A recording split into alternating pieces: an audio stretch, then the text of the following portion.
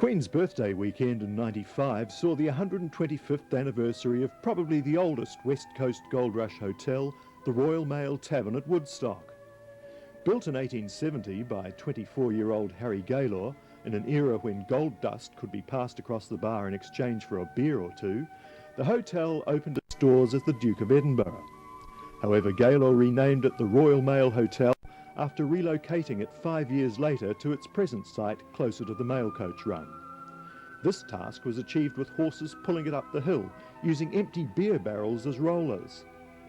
The hotel was the first stop-off point for many gold-hungry miners arriving in the heart of the coast's gold country.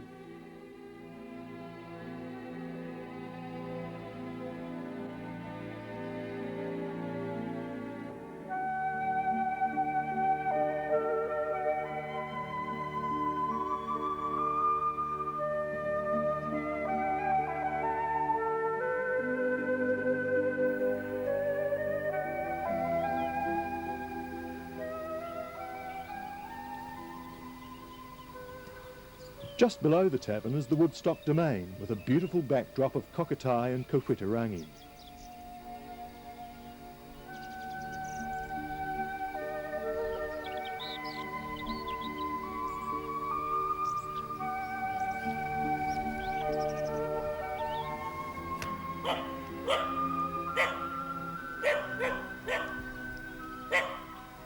The Royal Mail today, although grown in size, still retains that special character of the country pub affectionately known as the Woody. A weekend of celebrations commence on Friday night with a few words from Mike and Jim Keenan, grandsons of the original proprietor.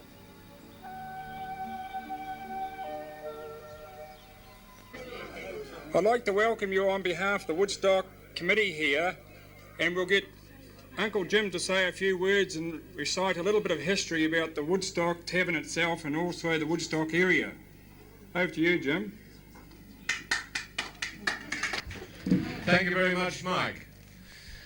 It's an honour, ladies and gentlemen, for me to be here this evening to extend a welcome to you all. At this celebration of 130 years of the twin villages of Rimu and Woodstock. They go together like love and marriage, although in the olden days they were just a little bit parochial, but they really have stuck together. And also the 125th anniversary in those days. of Woodstock's most notable building and meeting place, many roles in the life, the historic and always friendly Royal Mail Hotel. So I do, on behalf of the current popular proprietors, Gary and Nancy Schroeder, and on behalf of the very active and hard-working committee here on my left, extend a welcome to you all. Probably had the first shopping. So would you first of all join with me in showing our appreciation to Gary and Nancy and all members of the organising committee. Never thought they had vandals in those days. Now we've got a complete list of the licensees of the Royal Mail Hotel, and I've been asked to read them to you. In 1870 to 1920, the licence was held by Henry Charles Douglas Gaylor. When he died in 1920, and for the next 15 years, it was conducted by his daughter and son-in-law, Michael Keenan. In 1935 to 1946, Michael Keenan's widow, Caroline Eva Gow Douglas Keenan, I always remember she used to hate like hell having to advertise every year mining that towns in Remo and Woodstock. Caroline Eva Gow Douglas Keenan hereby apply for a licence. Neil Pollard and those guys will know what I'm talking about. In 1946-52, it was Michael Clarence Did they Keenan, catch you out? the son, coming back after the war, took on the licence and carried it on till 1952. So you had an 82 for a local year period in which it was conducted by the Gaylor Keenan family. And then from 1952-1970, by the way, I went through the licences to find some of this information for the committee. They had most of it there, but just to fine-tune it, and I went through it, and it was quite remarkable how every licensee that conducted this hotel had a very good record from the Licensing Commission. They said it was conducted very well, and Neil Pollard and Murray had an excellent record. Right in those days. In every case, Paul it goes was well on to conducted. write. The premises were always clean and tidy. And so I think the community was very lucky to have that. Well, then after Mick Keenan Jr., there was Arthur Wakefield Acker, and for anybody that's not sure, I can't remember, Diane Houston, who works for the Westland District Council, that was her father.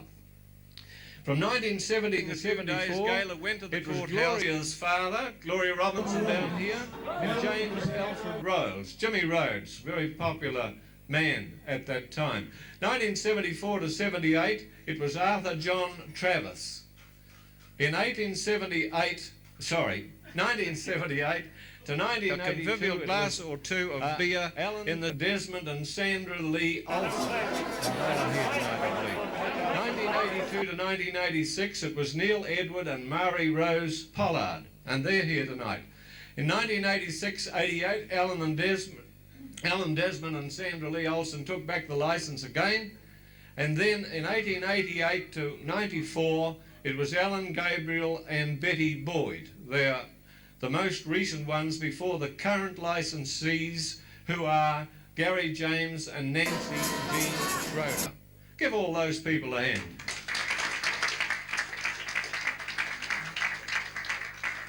Albeit that some of them won't be able to listen, unless they're in a very good place, and they probably all are. Some may... Ladies and gentlemen, we're going to give you a slight intermission, and then Helen will strike up, and we're going to have a bit of singing.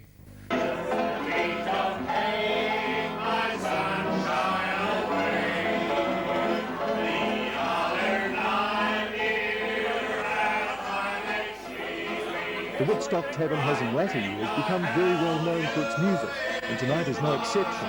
Helen Keegan on piano.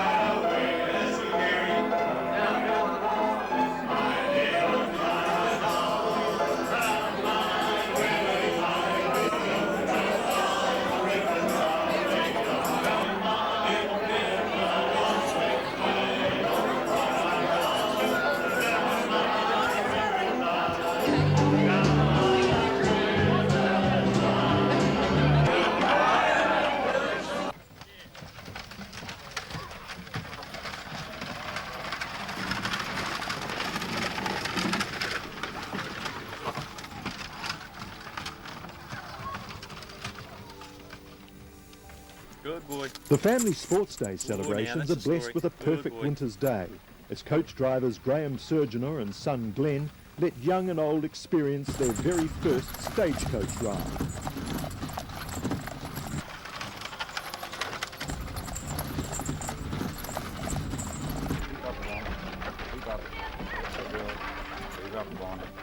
Good girl.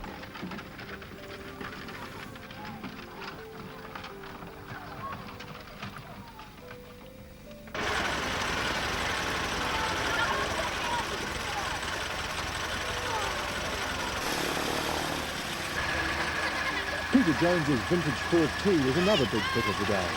Dozens anxiously waited their turn for a ride as Peter battled to keep up with demand.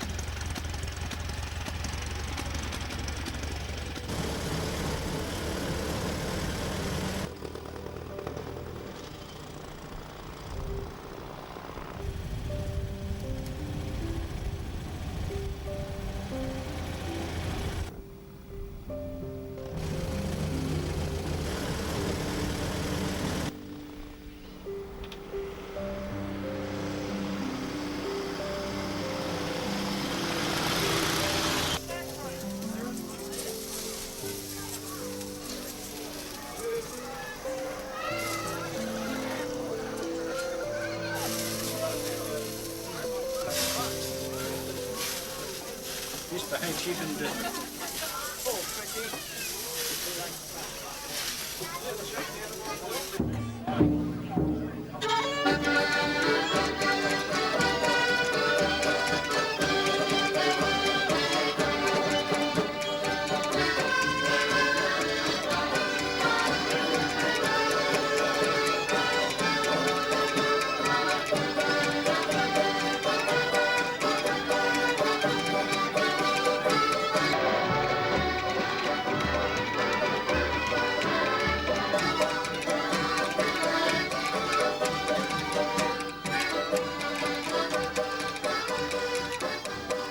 The ever-popular Cockatoo Band, whose origin goes back to early gold mining days, add a touch of nostalgia to the day's celebration.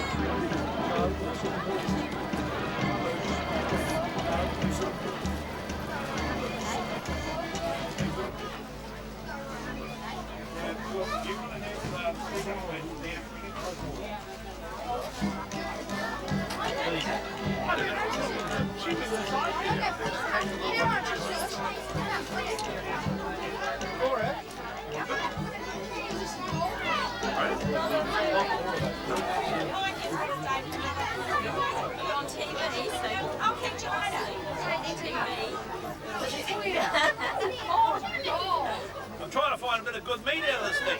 I see Johnny O'Neill there. Oh, he's Ellie.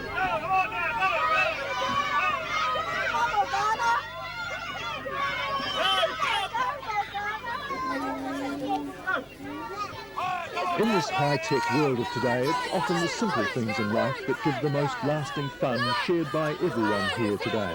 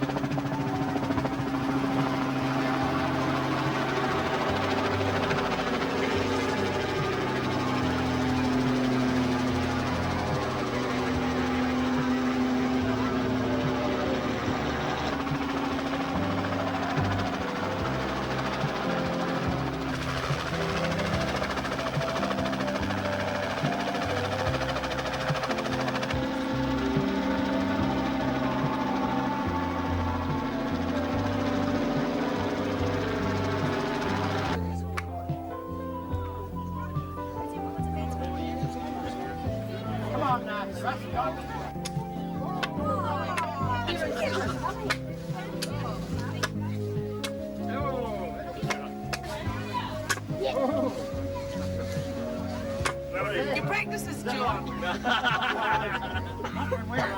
That's not that one.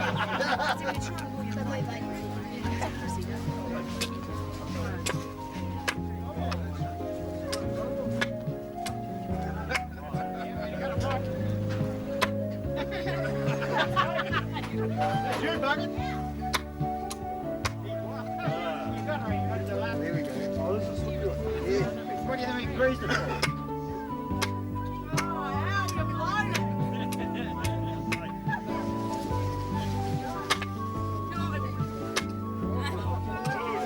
Five, six, seven.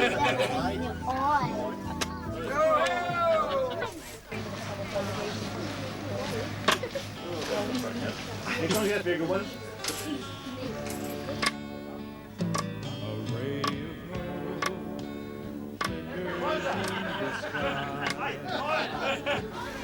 Tiny star lights up way up high. All across the land dawns a brand new morn. This comes to pass when a child is born. A silent says the 17th. The winds of change whisper in the trees, and the walls of doubt crumble tossed and torn. This comes to pass when a child is born.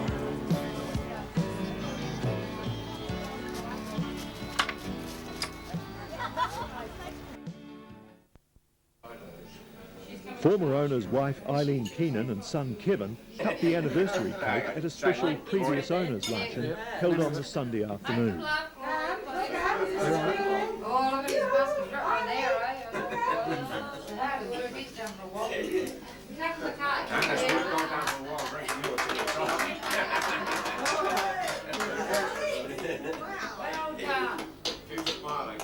Hey, Gloria, well, he's full of surprises. Yes, this gathering this afternoon on Sunday the 4th of June marks a very historic celebration of the 125th anniversary of the Royal Mail Hotel. The first publican being Harry Gaylor, and the last of many fine publicans of this hotel and their wives being Gary and Nancy Schroeder. And so we've come here today to celebrate that occasion, enjoyed a wonderful dinner at the Royal Mail Hotel, and it could be said that the whole celebration from Friday night when the welcome took place down to the Woodstock domain were a wonderful day for the children and adults. A sports meeting was held, and then culminating in this dinner and a very fine evening that's to follow tonight when Al Hunter and his orchestra will lead a sing-along at this famous hotel.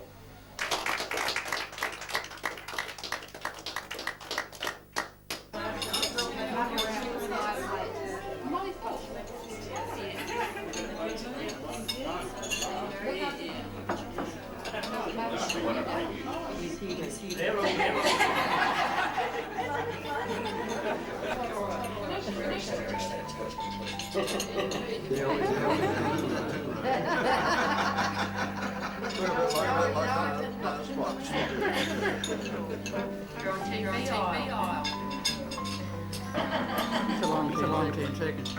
That's fine. Jimmy can Right, your tits up, right.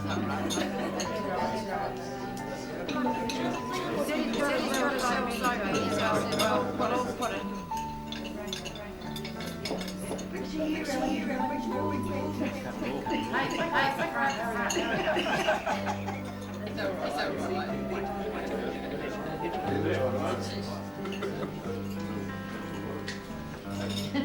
These are all as good as red.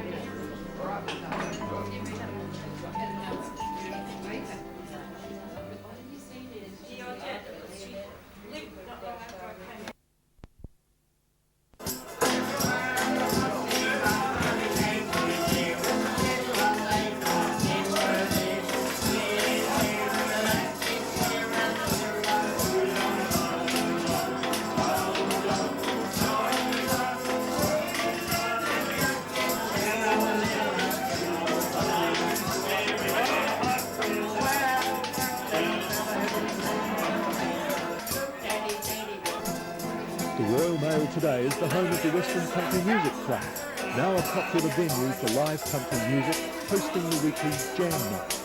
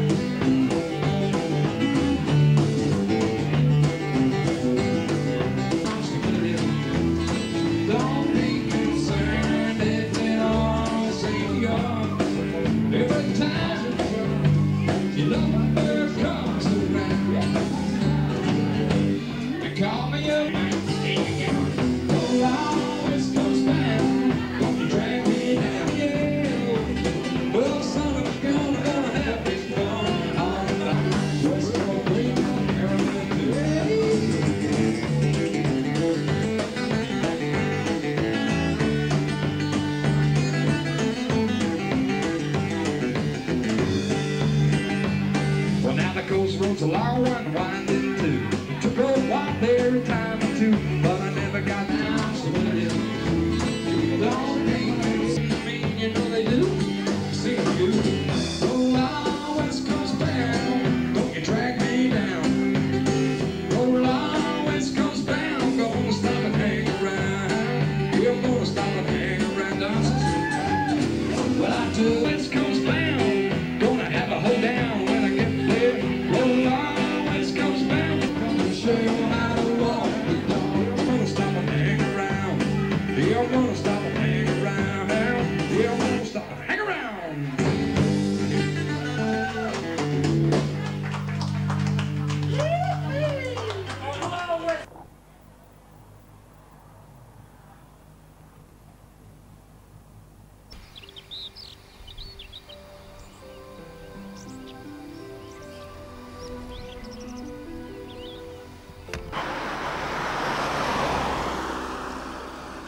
Now, 125 years down the track, the Royal Mail is still going as strong as ever.